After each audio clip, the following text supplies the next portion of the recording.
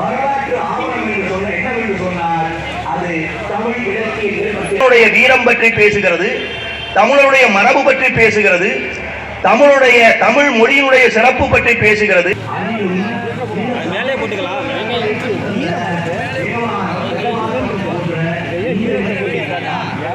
முதல் பதிகமே அவர் சூளை நோய் தாக்கியதனால் எனக்கு இந்த சூளை நோயிலிருந்து விடுவிக்க வேண்டும், என்னை விடுதலை செய்ய வேண்டும், எனக்கு நீ வருவாழ்வு தர வேண்டும் என்று சொல்லி அவர் தொடர்ந்து பாடுகிறார்.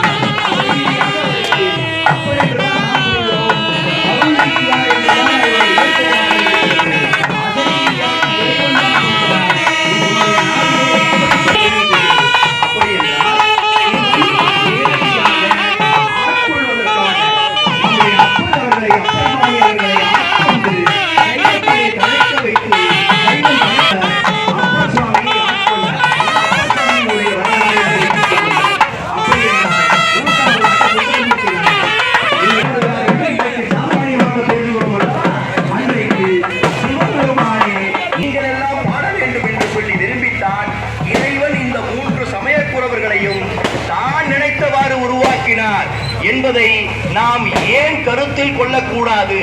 அப்படிப்பட்ட ஒரு கருத்தாக்கத்தை ஏன் நம்